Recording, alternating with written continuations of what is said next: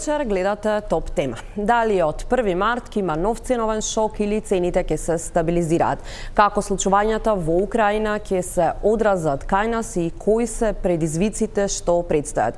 Вечерва во Топ тема на овие теми ќе разговараме со Крешник Бектеши, министер за економија, Румен Смилевски, Сдружение на трговија, Горан Ѓорѓиевски, председател на Агробизнис комората, а на Скајп ќе вклучиме Анета Симеска-Димовска, директор на Државниот пазарен инспекторат. Димовска, добро вечер до вас, добро вечер до сите во студиото, како што ги најавив темите за кои што ќе разговараме, но пред да почнеме со дебатата во студиото, ќе погледнеме реклами, потоа се враќаме назад во Топ тема.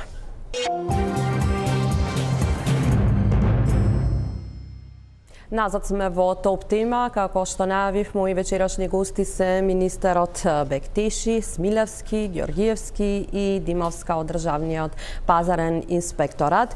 Министре, ќе почнам со вас. Од 1 март имаме ограничување на маржите за трговијата на големо и мало, но сепак дали граѓаните ќе се соочат со нови ценовни шокови на основните прехранбени производи? Кои се очекувањата? Токму така, и во моментот кога ги замрзнавме цените од 1 декември па до крајот на овој месец најавивме дека ќе направиме целокупна анализа во делот на трговијата во нашата држава и во целиот ланец на трговијата, почнувајќи од производството, па од трговијата на голема до трговијата на мало и се до цените кои се формираат и тоа што го плаќаат граѓаните директно по супермаркети или пак во други маркети низ државата, и токму тоа го направивме. И преку сектора за трговија во Министерството за економија, собирајќи податоци од сите институции во државата, дополнително ангажиравме и надворешни експерти и тие што имат искуство и кои биле вработени, посебно во овие големите ланци во нашата држава, и согласно анализата одлучивме и за тоа навремено излеговме и со одлука и најавивме дека од 1 март значи ќе се смени начинот на регулирање по наводници на пазарот на одредени производи кои веќе ги наведовме, 13 се. Финални производи од тие 13 се 10 или 11 производи во зависност како се толкуват. Нашите очекувања се дека ќе се стабилизира пазарот за овие производи, имајќи го предвид и тоа што е излезено од страна на целокупната анализа, дека одредени елементи во ланецот на трговијата имат големи маржи и ние секогаш сме повикале за да бидеме солидарни, посебно во време на пандемија и сега во време на енергетска криза, пошто денеска ги носам и графикони и споредливи табели на начинот како биле податоците и во 2021 година и 2020 година, и мора тука да признавам, имајќи го предвид сите анализи во дело на замрзнување на цените, повеќе процентуално било на товар на производителите отколку на трговците на големо и на мало, за збор секогаш зборувам за производите кои беа ограничени или пак замрзнати за овој период, пошто не беа поништени договорите за продажба кои има директно производителите со трговците, а остануваа маржите одредени и тие договорни одредби кои значи ги имале и од претhodно и важечки и сега со замрзнување на цените. Прашањето е дали и тоа ограничување на маржите кое што ќе стартува од 1 март, претходно дополнително ќе доведе до одредени поскапувања кај производната цена на делот производите прехранбените кои што се... Јас мислам дека не, заради тоа што процентите на маржите, освен во производството, во другите елементи на трговијата се толку големи што не верувам дека би можело толку многу да се зголеми дел на производството во формирање на цената. И тоа ќе го кажеме во тек на емисијата и со конкретни Да, ќе зборуваме конкретно за маржите, подоцневе да ги слушнеме тука се и Смилевски кој што доаѓа од трговијата, тука и Ѓоргиевски кој што и од агробизнис комората, но имате и собствен бизнис себе во делот на она што се замрзнати, односно ограничени цени на маржи кои ќе бидат од 1 март и оние цени кои што сега се замрзнати конкретно во делот на лебот, се очекували поскапување, изголемување. Може мал увод тука да направам. Уводот се состои во тоа дека производните фирми во нашата држава се есенција во нашата држава. Они се реални создавачи на вредност во нашата држава. Они вработуваат луѓе, они практично според мене треба државата да обрне посебно внимание на нив и треба да се третираат, односно да се качат на еден пиедестал. Говорам за тие производни фирми кои што се околу 15% од прилика, така мислам. Сега би влегол во вашето прашање. Ќе видиме врз основа на реални калкулации кои што ќе се направат во однос на лебот, во однос на, ако конкретно тоа не да, конкретно и за не можеме сега да одредиме како ќе се движат и цените на берзата, како ќе влезните суровини кои што во периодов се покачени многу во однос на претходната година. Тоа многу е сериозно, многу, да не речеме 50, 60, 70% како суровини. Меѓутоа, ја тука ќе истакнам енергетската криза која што прави исклучителен товар на приватниот бизнис, и тоа говорам електричната енергија околу 400%, тоа говорам гасот 500-600%, нафтата гледаме што се случува. Во ист момент, нели, минимална плата, да, ќе ги тие се дополнителни трошоци кои што ќе ги зборуваме конкретно, меѓутоа во инпутот, аутпутот до сега ни беше замрзнат. Со новиве промени се уште не можеме да најдеме проценка како ќе се движат работите и врз основа на тоа ќе се донесат понечни заклучоци. Да, сите најави, дел од најавите се дека сепак има одредени изголемувања ако ги земеме предвид сите овие работи кои што веќе ги споменавте. Сакам да кажам дека бизнисот во овие тешки моменти за обичниот граѓанин и за сите луѓе вистина ќе се потруди да излезе во пресред, да се задржат некои најминимални можни цени за секој консумер, односно секој купувач биде задоволен. Меѓутоа, сето тоа има граници некој докаде може, како може да се оди. Посебно ги коментирам тука, нели, реалните произведувачи на дадените производи. Добро, Смилевски, еве вие сепак сте и човек кој што доаѓа од трговијата, но сте и во акционер во Благој Ѓоров во делот кој што ги интересира можеби и сите кога пазарат граѓаните.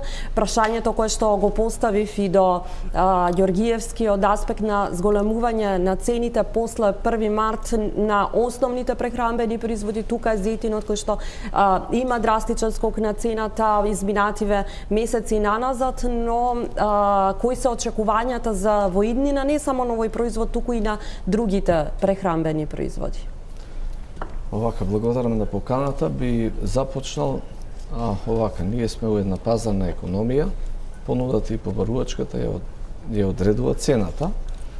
Точно е тоа дека имаше зголемување, што ме прашавте првен за маслото, во овие неколку месеци, уствари после жетвата, имаше недостиг од сончоклет, затоа се покачи цената, но сега е стабилна цената, еве и од замрзнувањето и сега на берзите цената на маслото стои, сега нормално кризата со Украина малку дали се шпекулации, денеска имаше некое покачување на берзата за март, за април, но ќе видиме, имаме и ние сировина,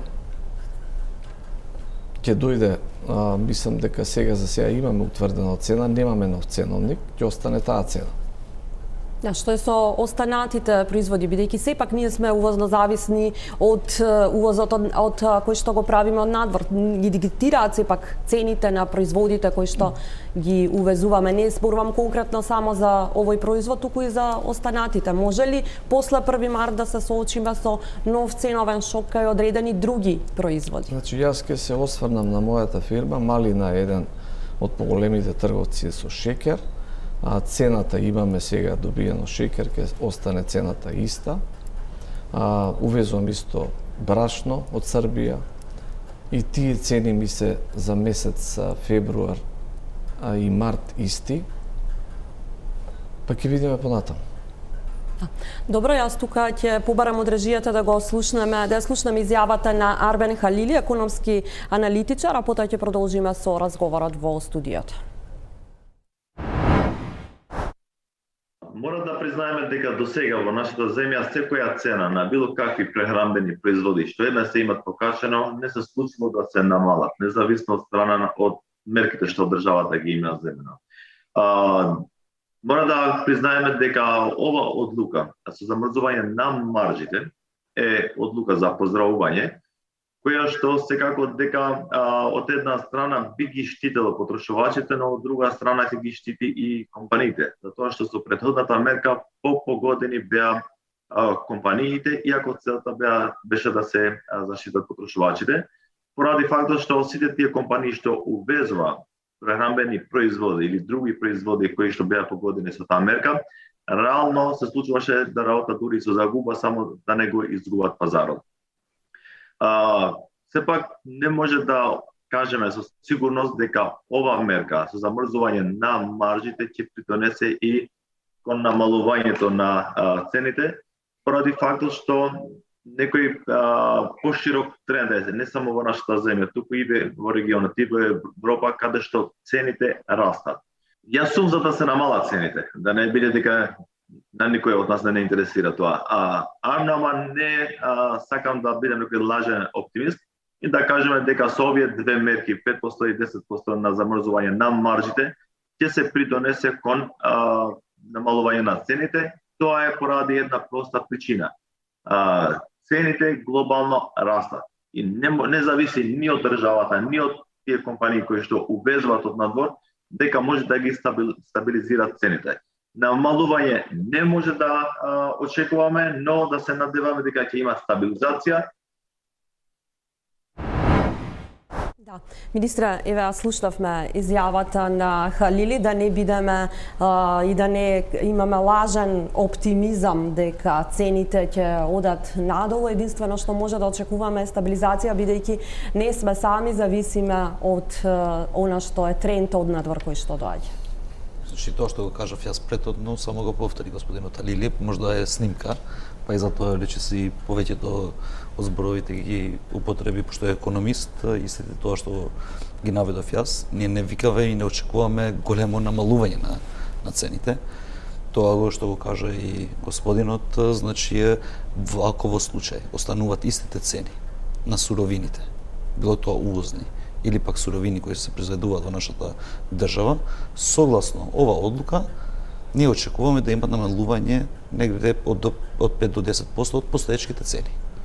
Ако во случај се зголеми накнато суровините и слично, минимум што можеме да направиме, барем да имаме стабилизација на цените. Зошто ова го кажувам? Заради тоа што и во преслушното држав, откако се донесла одлуката, ние сме направиле примери за одредени производи.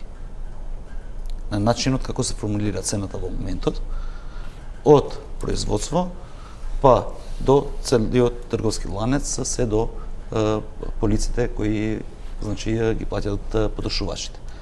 Може да приметите таму дека целиот товар, или да кажам 80% од товарот на цената спаѓа на производителот.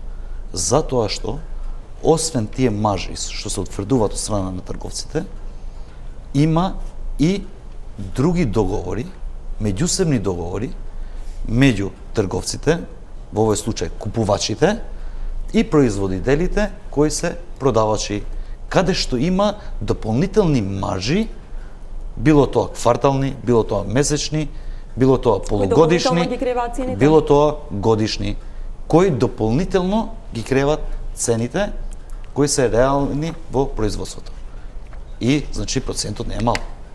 Во одредени производи, освен маржа што имат од 15 до 25% просечна, маркетите, зборувам секогаш за производите кои се наведени во одлуката, може да има дополнителни трошоци кои влијаат во формирањето на цената до 35%.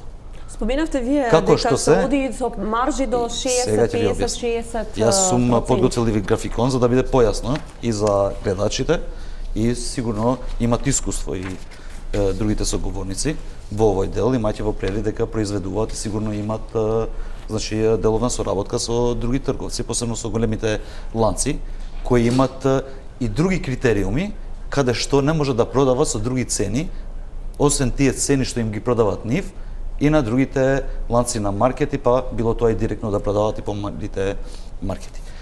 Го зедов како пример дека ако еден производ прехранмен е 100 денари, сега не сакам да наведам кој производ е, имајќи во предвид дека може да влијаеме во делот на тие производители, за да не испадне дека тие ги кренат цените, што не е случај.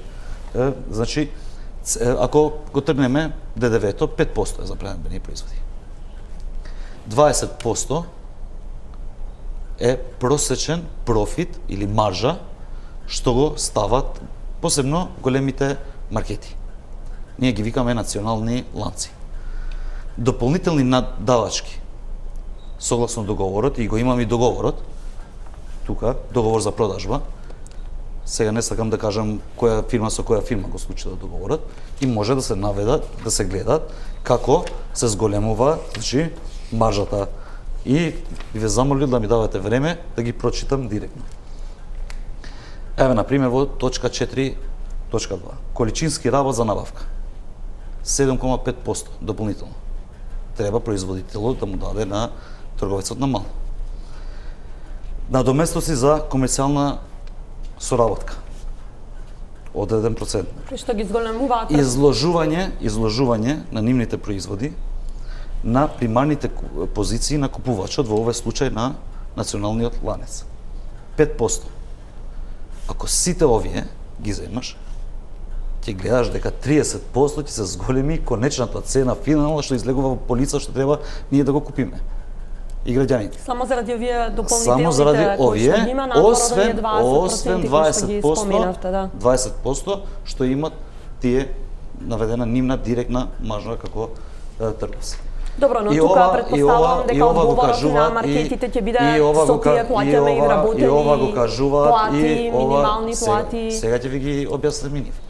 Затоа кажав денеска сум одлучил да дојдам со графикони, за да биде појасно за граѓаните што се случува, затоа што испаѓа секогаш дека или пак удриме по производителите, или пак удриме по трговците, и накрај во делот на цените се удри по потрошувачите, во овој случај граѓаните. И зошто ги носиме ваквите одлуки? Јас ги имам завршните сметки што немам дозвола да ги кажам јавно, на повеќето од ланците на супермаркети во нашата држава. Колка ви профити прават? Супер, тоа е одлично. Во време на пандемија, можам вас да ви ги кажам, без име на кој супермаркет. Да не ги споменуваме имињата, но ева да... Еве, например, еден од нив во 2020 има нето профит 4 милиони евра. Другиот 2 милиони евра, помале. Другиот има 8,5 милиони евра. Нема ни 10 супермаркети во државата. Сега, министр, дали ги имате за може, извинете. Само да завршам. Зборувам во време на пандемија. Овие се податоци од 2020-2021 година. Така. Другиот има заработка 3 милиони евра. Значи зборуваме за 5 национални ланци кои имат заработка минимум 3 милиони евра. Добро, да појасниме, зборувате за домашни маркети. Одредени национални ланци што немат ни 10 супермаркети во целата држава, над 5 милиони евра. И ќе кажете, окей, пазарна економија, има тоа.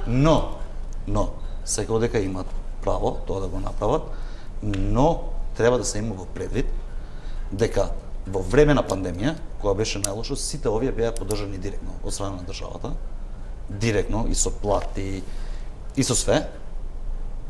И ние секогаш сме повикале на солидарност. Не целиот товар да паѓа во грб на граѓаните и да плаќат по високи цени, а одредени компании кои се 5, 10, 15, даје нека биде 20, да не намалат ни 1% од нивните маржи, а дополнително на тоа на производителите на некаков си начин вештачки да ги носат во тава позиција, за тие мора да ги зголемат, значи, давачките и секој индиректно ќе се зголеми и цената на производот, што тие треба да го пласираат во тие национални ланци. Откако ја донесов одлуката, ми е мило што првично стопанските комори не се излезени да се спротивстават на ваквата одлука. Ја чекаат одлуката да биде излезена во службен весник, па потоа да ја одлуката коментираат, ја прочитав во пресконференција, точно буква по буква. Добро, сепак сака да бидат во службен весник, претпоставам дека подоцна ќе дојдат освен одредување на маржите, кое е во првиот член, каде што се утврдени производите, во членот 2 децидно сме кажале дека во овие маржи, во тие 10%, за да бидам јасен и за супермаркетите, и за тие што прават трговија на мало, да не мислат дека овие 10% се во тие 20% што ги спомнав ја пред.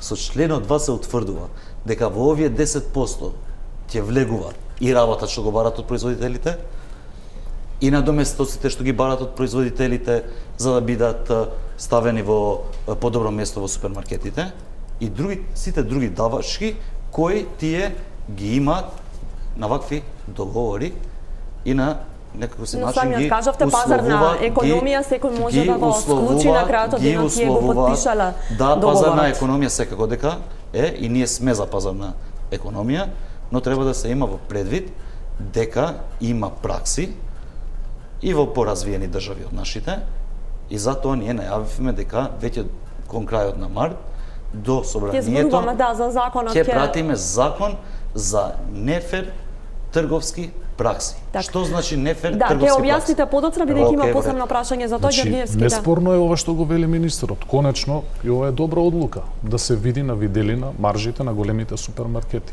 Се е тоа во ред. Немаме коментар, нели? Еве и Сојузот на стопански комори. Но се враќаме на друг моментум. Производителите, произведувачите и нивните маржи. Еве, дали господинот министер ги извадил, односно нетековните состојби од Централен регистар, завршните сметки на производителите. Таму ќе се биде фрапантно дека 2-3%, 4% име профитабилноста во максимум. Генерално за овие дека они се здробени во наводници. Значи, тоа е, например, штом во таква состојба се производителите, ние бараме конкурентска економија која што ќе може да извезува во Европска унија. Како он ќе инвестира во продуктивност? Он треба да купи технички, технолошки средства, треба машини да купи. Значи, говориме за напредок. Напредокот мора да се случи кога вие имате финансии, да финансирате, да напредувате и така натака. А не производителите се и мали, и микро, и средни се донесени да дишат на шкрки. Значи, ова што го кажа министерот е неспорно и ова е добро, конечно еден сериозен приод во една област каде што тешко не ги засега сите производители, еве и Сојузот на стопански комори може тоа да го елаборира. Ние овие информации ги знаевме, јас и практично сум суверил, не би сакал да навлагам како што рековте во имиња и така натака. Добро, ги објавуваме ние како новинари, ги вадиме преку Централен регистар, ги знаеме податоците, не е тоа ништо тајна некоја. Ова што го велам, произведувачите да се поддржат. Ние, министре, како да се поддржат, што ви треба за поддршка на производителите? И да бидам конкретен, ние спомнавме субвенции. Субвенции во однос на енергијата и ако може активирање на стоковите резерви со пониски цени влезни суровини. Тоа во дадениот тежок период кој што следи во текот на оваа година кој што нема да заврши така, бидејќи сега е практично пикот на кризата. До сега 2 години беше пандемијата, сега е врвот енергетската криза. Така, нели се достигнува врвот. И најтешкото за бизнисот сега доаѓа. Добро, постојано зборуваме дека најтешко за бизнисот не е дека... Не, сега со енергетската криза, ова не е 40% покачување на енергијата, ова не е 50%, тоа е 400%. Разбирате? Суровините, баш претходно спомнавме, нели, со господата тука, дека маслото за јадење лани било 47-8 денари, сега е 90. Така е горе-доле и со други суровини. Така да, моментумот е сега да се поддржи бизнисот, односно произведувачите, а тие ќе вратат, затоа што тие министри најмногу луѓе вработуваат. Произведувачите се тие, повторно, затоа оној увод го дадов, тие се есенција во државата, тие се создавачи на реална вредност, 15%. околу нив треба најмногу да се фокусираат и мерките на владата. Еве да го слушнеме, Исмилевски. Овака, накратко да кажам, јас овие бројки за мене се научна фантастика. Јас работам на големо со основни артикли, како што реков, брашно, шеќер, и ние работиме со многу мали маржи, посебно време на пандемија, бевме сведени со имаме јавно завршна сметка, ќе се види во проценти колку е кој ќе се земе прометот. Тоа е во ред маржа, обстојуваме ние, не се жалиме, добро работиме, но во проценти е малку. Јас го запрашав министерот пред емисијата, не сум го прочитал законот, одлуката, извинете, одлуката. Вие рековте ќе ја образложите сега, ќе ја прочитаме, од прилика знаеме што е. Во теков на денешниот ден, на сите што ја виделе рекламата, ме праша, ќе бидеш на емисија, да ве прашам неколку работи. Ако може, да, и мене ми е нејасно. Значи овака, јас сум трговија, мојата фирма Малина се занимава со трговија на големо исклучиво, а мал дел на мало, тоа е ситно. Пример, ние во 5 саат почињеме со Вајле, дистрибуираме леп на житолукс. Овдека ви е кажано дека маржата на големо ќе биде 5%. Така. Сега би ве запрашал, дали ја кажувате дистрибутивната маржа или трговската маржа? Значи, ние ако земеме за маржа, да имаме на левот 1% сме сретни, само правиме калкулации, бидејќи имаме доста трошкови, левот е ефтин, а додека дистрибутивната маржа е сериозна во помали места. Пример, за мојот град Велес е маржата и како битна, бидејќи имаме многу мали продавници, што е друг случајот во Скопје. Би ве прашал, како ви е ограничена маржата? Затоа е тврдена максимум до 5% во делот на трговија со големо и до 10% максимум трговија на мало. Ние не сме гледале дека има некои големи проценти во делот на трговијата со големо, иако во нашата држава повеќето од производителите дистрибуцијата ја прават и сами. И тоа е вистина, посебно овие големите производители, и значи таму нема друг елемент до крајниот потрошувач. Во вашиот случај тоа е 5% за овие производи. Но тоа не значи, да? Ние зборуваме за профитна маржа.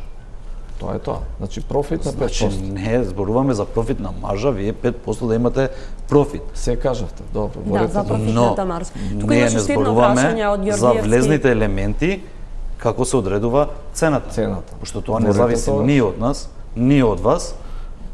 Сума сумарум се знае како се формира една цена. Да. Така и јас заверувам. Туку имаш уште едно прашање кое што дојде од Ѓоргиевски во делот на активирање на стоковите резерви, се планирали такво нешто? Значи, да бидам искрен, разговаравме со господинот и пред да влеземе во емисија, се планира, значи, тоа, но тие се доверливи информации, ја не би сакал да навлегувам во делот на количините, колку има, по која цена ќе се пуштат во пазар и слично. Значи, се доверливи информации во страната на владата и со закон е недозволиво да давам такви информации, а можам само да гарантирам дека Агенцијата за стоковни резерви ја завршува својата работа согласно предвидениот план и програма и од претходната и од ова година. А само може ли да информација кога би се активирала? Не можам да кажам такви информации. Може да се обратите до Агенцијата за стоковни резерви, ако тие може да дадат такви информации, секако дека би ги дарали. Господин министре, уште едно прашање, зошто само до 31 мај е забраната ако се потегнува во однос на трговни? Секако заради тоа што ние очекуваме до крајот на март да го донесеме законот за нефер трговски практики. Имајќи во предвид какви дебати се прават во собранието, не само во пленарни седници и во комисии, очекуваме за да се даде рок да може да се дискутира и во собраниските тела, и затоа додека оваа одлука важи, откако ќе заврши оваа одлука, да се примени законското решение. Што ка значи Тоа е министре проекција тој на рокот закон? до кога може да се во функција закон. Што конкретно ка значи овој закон кој што го споменавте преска и вие сега зборувате за нефер практики? Значи во делот на законот за нефер практики се предвидуваат многу работи. Првично ќе се направи категоризација на делот на супермаркетите во нашата држава. Што значи тоа Имаме категоризација? национални ланци, маркети што работат во 3-4 градови и слично, маркети што во зависност. Добро, што тоа ќе значи? Значи, да ми објаснете, тоа значи, тоа е нешто критериум на начинот како треба да се направи трговијата на мало. Не може маркет што е во секој град да оценува производител дали ќе им ја земе робата или нема да ја земе робата, посебно кога се зборува за домашно производство. И да го оценува на таков начин преку други договори што ќе бидат утврдени во законот, што треба да има во состав на тие договори, иако се меѓусебни, но не треба да излезе од рамките на тоа што е фер трговија во вакви услови. Каде функционира оваков закон? Таков закон моментално има во Хрватска. И Само можете Хрватска? да проверите. Има и во други држави, но ние сме зеле пример од Хрватска, но не значи дека ќе биде истиот закон. Ќе се повикаме на тоа законско решение како пример, но согласно условите во нашата држава, таков закон ќе носиме, ќе го пратиме до сите засегнати страни, со стопанските комори, со производителите, со трговците на големо, со трговците на мало и накрај се дека собранието ќе одлучи. Да. Добро, тука ќе ја побарам Анита Димеска Симовска да ја вклучиме во емисијата. Добро вечер уште еднаш за вас, и како од 1 март ќе имате и друга обврска во однос на контрола на ограничувањето на маржите во трговијата на големо и мало, но она што сега го работите контрола на цените кои што се замрзнати, конкретно нели за тоа зборуваме, за основните прехранбени производи кои што имаат замрзнати цени. Што утврдија еве контролите кои што ги имате направено до сега? Така, добро вечер. Поздрав до гостите, поздрав до гледачите на Телма. Она што Државниот пазарен инспекторат во изминатиот период важи одлуката за замрзнати цени од 1 декември го утврди на терен. Можам да кажам дека извршени се околу 600 инспекцијски надзори со кои што е констатирано дека трговците воглавном, да не речам 100% ги почитуваат замрзнатите цени. Утврдени се само 3 неправилности. Тоа беше во почетокот на декември, каде што неправилностите се во делот на немањето на евиденција во трговијата, која што е задолжителна да се води, од каде што може да се утврдат сушност почитувањето или непочитувањето на цените, доколку немаме утврдено и за тоа немаме констатирано прекршок или испишана глоба на трговец кој што не ги почитувал замрзнатите цени на производите кои што беа наведени во одлуката. Има ли начин на кој што еве трговците ги заобиколуваат и успеваат да заобиколат оваа владина одлука која што беше донесена? Забележавте ли можеби такво нешто на терен?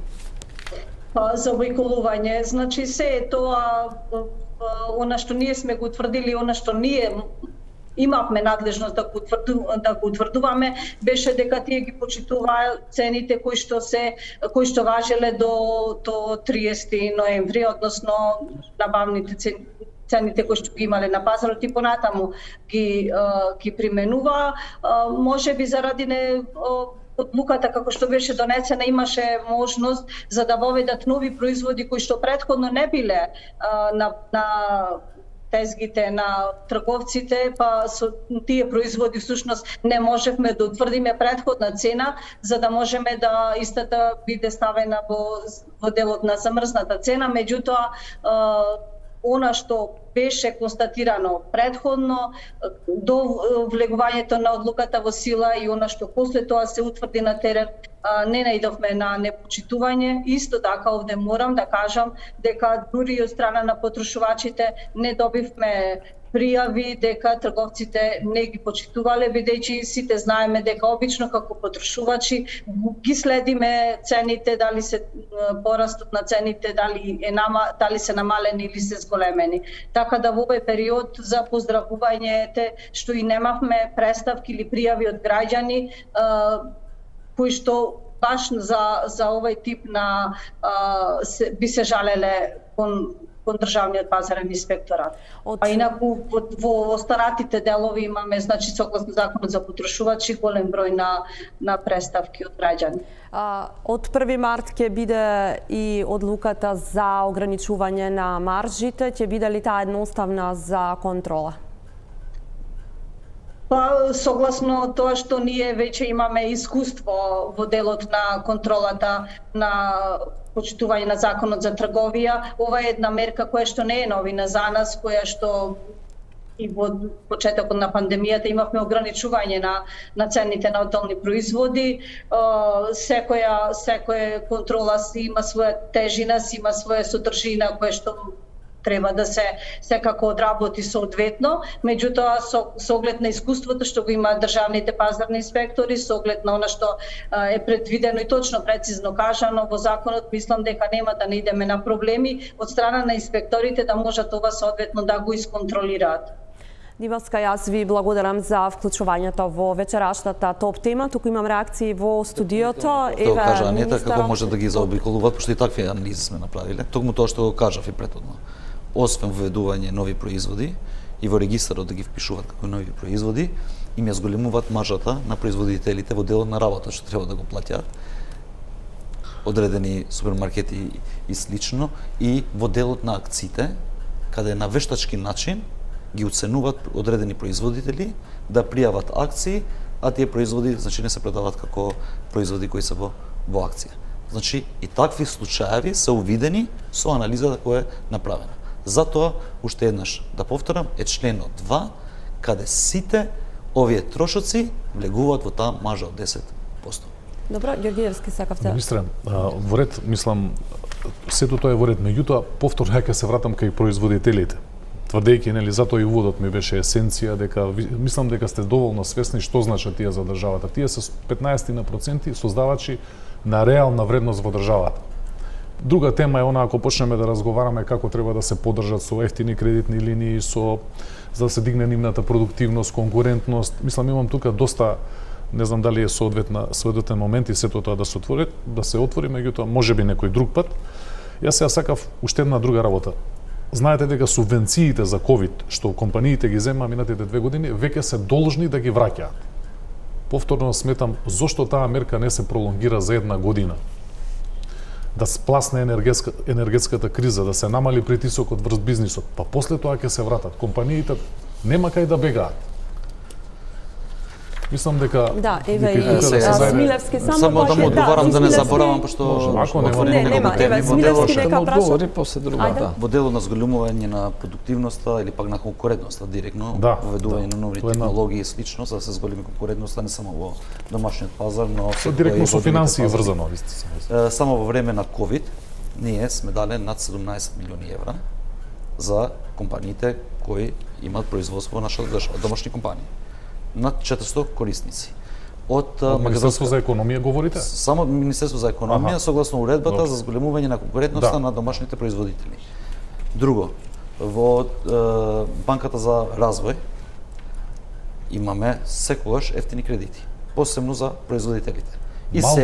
И сега ќе има нови повици, можда и наредната недела се подготвуваат сега повиците кои ќе излезат. Знаете, таму работа еден дел директно одат кредитите преку Македонската банка за развој, другиот оде преку комерцијални банки со утврдување на интересот кој не може да надмине на пример 1,6 и слично, и на таков начин комерцијалните банки ги пласираат средствата.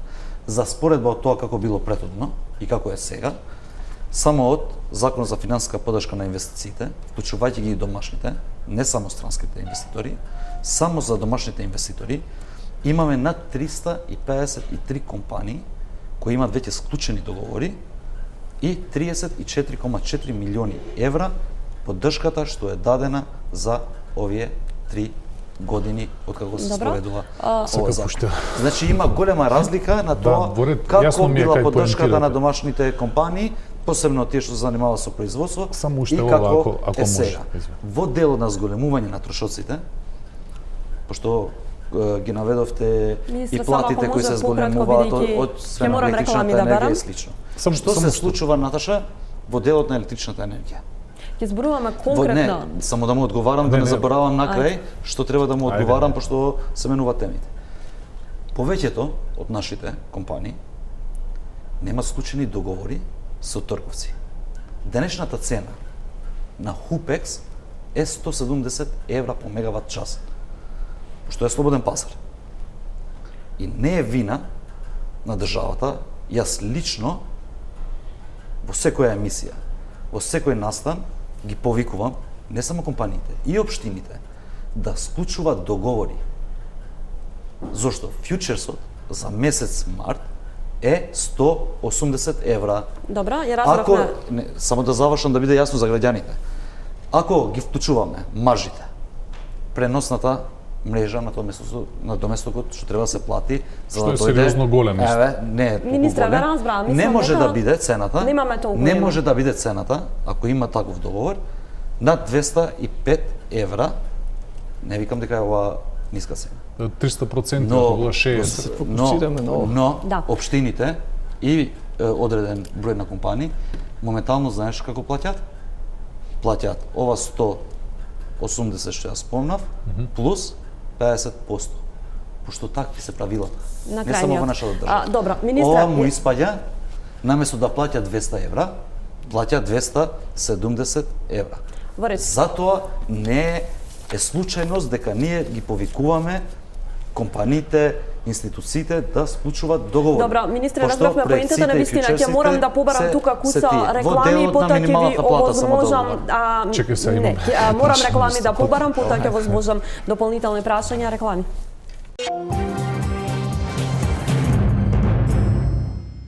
Назад сме во топ тема, Бектиши, Смилевски, Георгиевски во вечерашната емисија. Смилевски некако ми најмалку дојде простор редот и имавте. мене. Еве, ви оставам простор без... Овака, мора да кажам дека ќе ми се разлутат мене во фабрика Благој, во Кристал, бидејќи овде сме дојдени за трговија, не за производство, и би се фокусирал на маржите, ограничување на маржите.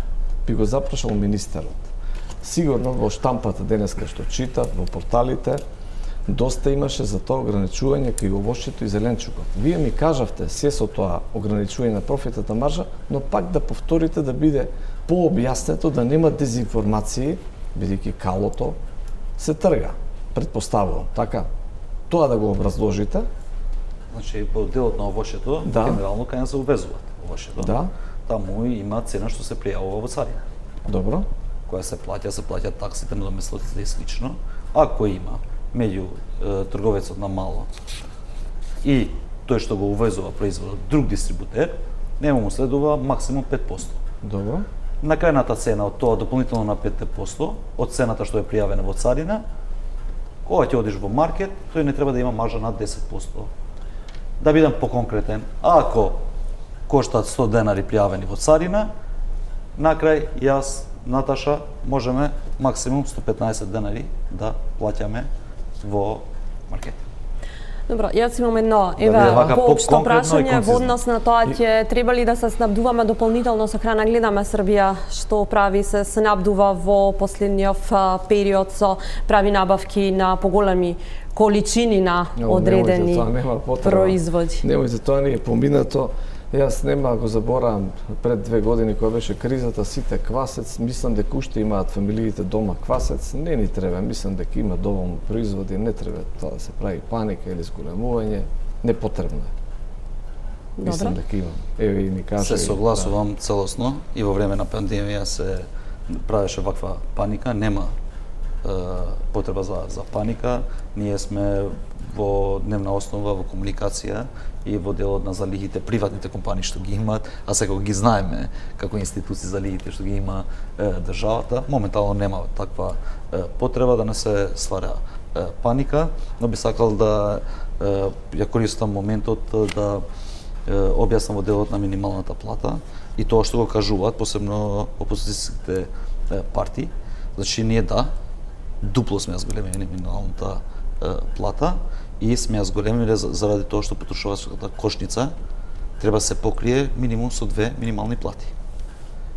И што било претhodно и што е сега, за да се направи разлика, можда е товар на компаниите во одреден момент, но среднорочно и долгорочно јас сум убеден дека ќе придобиват и компаниите, добро, еве да ги слушнеме. Компаниите кои произведуваат. Да ги слушнеме. Министре, и многу само еден пример, ако една компанија плаќа некој вработен во каса 9.000 денари, што било претhodно, сега ќе биде 18.000 денари, а прави профити од над 5 милиони евра и тоа во кризни времења, мислам дека има пари за да се плаќат. Тоа се трговци, не се произведувачи. Смилевски, затоа кажав еве како ќе се одрази минималната плата, недела неработен ден, тука се исто кои се... Да ми дозволите да објаснам, пошто денеска се усвои законот. Ќе ви дозволам на крај. Еве, само да ги слушнеме ставовите, немаме толку време. Мислам дека минималната плата у трговијата е надмината, поголеми плати земаат веќе.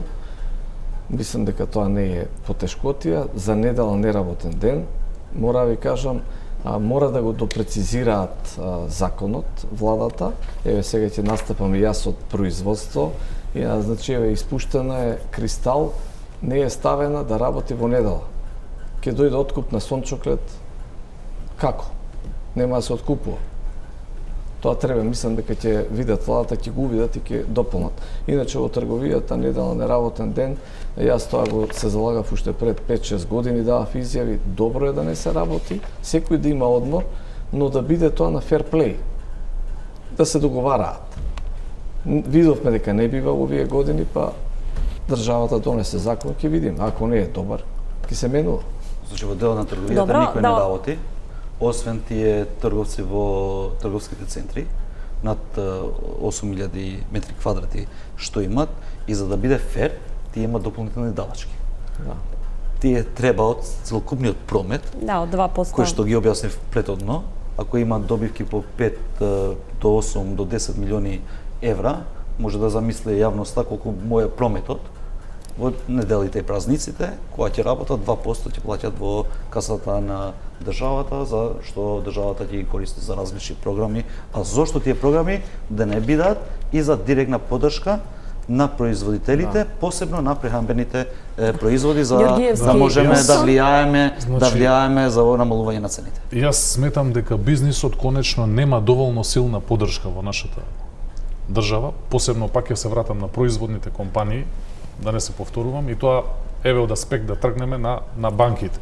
Имате комерцијални банки кои што сите финансиски извештаи, добро би било министерот да извади финансиски извештаи по профитабилност топ 10 од фирмите кои се. Во тие топ 10 ќе најдете први 3-4 банки. Јавни се тие. Тоа е јавно, така. Тоа значи, министр, дека не му оди добро на бизнис, кога банките се први на профитабилноста. Таму треба да видат компании, етаблирани брендови кои што извезуваат, кои што се започити, кои што се мокни. Има некои такви, не се сите. Одговорот од банките ќе е друг, стабилен банкарски сектор секако. Поентата ми беше силна македонска развојна банка со кредитни линии кои што ќе даваат на 15, на 20, на 25 години кредити, затоа што има еден моментум, чисто сакам да го издискутираме, сите кредити во Македонија знаете дека се сведени во 10 до 12 години максимум. Ретко кој може да излезе од тие рамки. Значи вака, ако може да ви одговарам во делот на банките. Ова сакам да кажам дека ќе значи голема поддршка. Не би се согласувал дека банките што прават профит, тоа значи дека бизнисот не тера добро во државата, пошто може да биде и недобра регулатива. И регулативата во делот на банките е утврдува независна институција и можеме таму да се обратиме. И јас се согласувам со некои работи што ви ги кажавте, во време на пандемија сум ги кажал и јавно, но тоа не зависи само од централната власт, но може и дополнително на тоа да се додаде дека треба веќе да почнеме да разгледаме делот на субвенционирање на земјоделието во нашата држава, пошто иако се зголемуваат средствата, речи посебно последните 5 години, само претходната година директни субвенции само од буџетот на државата, не вклучувајќи ги средствата од ИПАРД, биле над 100 милиони евра. Ова година толку се предвидени, а за жал, ние сега зборуваме дали ќе увеземе одреден производ земјоделски од Украина, од Бугарија или пак од Србија. Што значи дека, освен тоа, што се зголемува увозот за суровини, индиректно се зголемува и увозот во делот на храната како финален производ. Затоа што тие стануваат Пусто само да одговорат зошто е тоа така и нашите Имаме субвенции. уште многу што да збориме на таа. немаме толку многу време. Да се смени моделот на субвенционирање. Смилевски Апсолутно. Куса од И Ѓорѓевски. тука мислам дека се Тука согласуваме исто се сите. согласуваме, меѓутоа Затоа, модусот во таа како ќе се насока смени сите треба да најдеме да изнајдеме Многу заедничко скокотли решение. су на тие теми, што рековте 100 милиона евра сте дале за субвенции.